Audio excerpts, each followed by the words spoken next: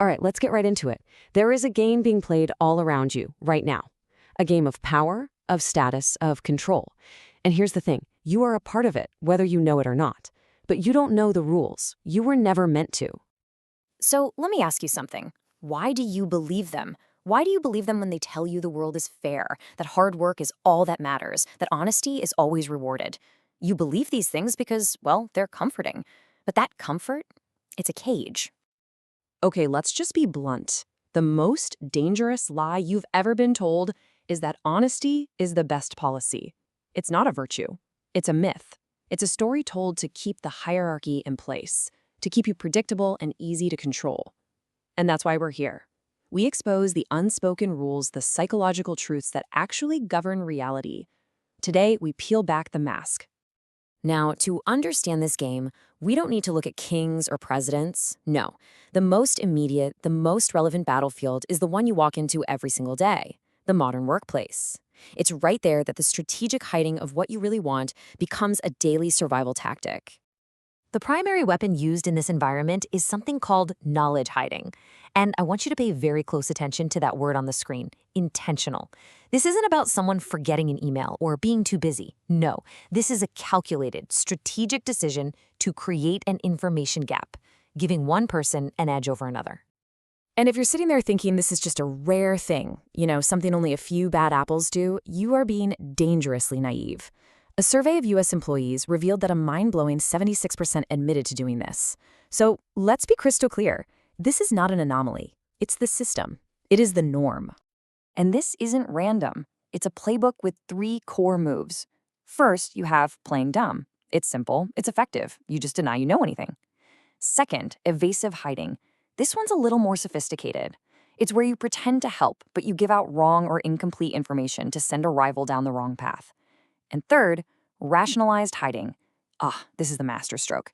This is where you use the system's own rules, like confidentiality, to justify not sharing, making yourself look responsible while you quietly secure your advantage. So the question becomes, why? Why are these tactics so ridiculously widespread? It's not just about getting ahead on one little project. This is about something much, much deeper. What is the psychological engine that drives a colleague to sabotage their own team for their own personal gain? The answer is buried deep in our evolutionary past. This has nothing to do with logic. It's all about a primal psychological drive, a drive for status, for survival, and for dominance. It's the hierarchy instinct. And this quote just nails the core emotion. It's not having power that drives this kind of deception. It's the terrifying, constant fear of losing it. And that fear, it activates the most primitive parts of our brain, the parts that prioritize self-preservation above absolutely everything else. You have to understand this. In any social structure, a company, a team, a society, knowledge is a resource. It's directly tied to your value, to how indispensable you are, to your security. So sharing your knowledge can feel like you're giving away the very thing that makes you essential, the very source of your power. And this isn't just about individual psychology. Social dominance theory basically argues that this drive to create pecking orders is fundamental to human society. We are literally hardwired to form hierarchies. And in a hierarchy, power is never distributed equally. It's contested and it's hoarded. This right here, this perfectly illustrates the constant war being waged inside society. On one side, you've got forces trying to make the hierarchy stronger, those legitimizing myths that justify inequality, for example. And on the other side, you've got forces trying to weaken it, things like empathy and the desire for a level playing field. Your entire life is lived in the crossfire of this battle. But this game of power, fear, and strategic deception, it isn't new. It is ancient. And over 500 years ago, it was all written down by one of history's most clear-eyed political strategists, a man whose name basically became synonymous with the ruthless calculus of power. So let's really dive into this quote from Machiavelli. He's not being evil here. He's being brutally pragmatic. He argues that in a world full of people who will break their promises to you in a heartbeat, clinging to honesty is just a form of self-destruction. The real truth of power is that promises are simply tools, to be used or thrown away based on what's necessary.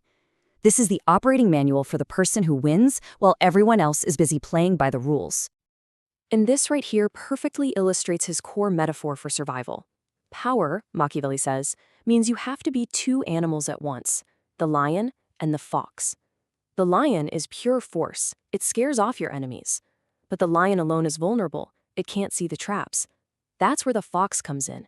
The fox is cunning, a master of deception who recognizes danger and manipulates the game to its advantage.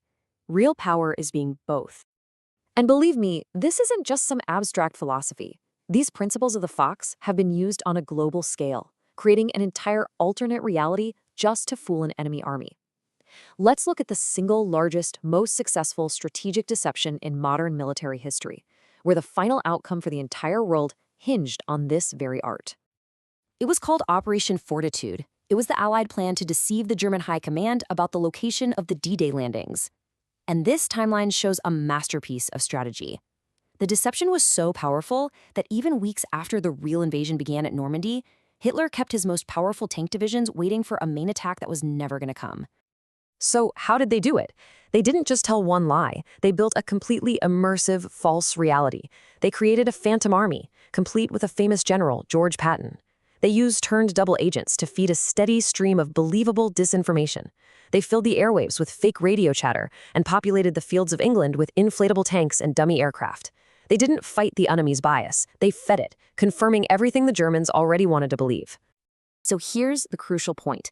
That evasive answer from your coworker and the ghost army that fooled an empire, they are not different things. They are two expressions of the same fundamental, unspoken rules of power. They are just moves on the exact same board. And this is the first rule. Power is not about truth. It's about information asymmetry. A fancy way of saying you create an imbalance by knowing more than your opponent.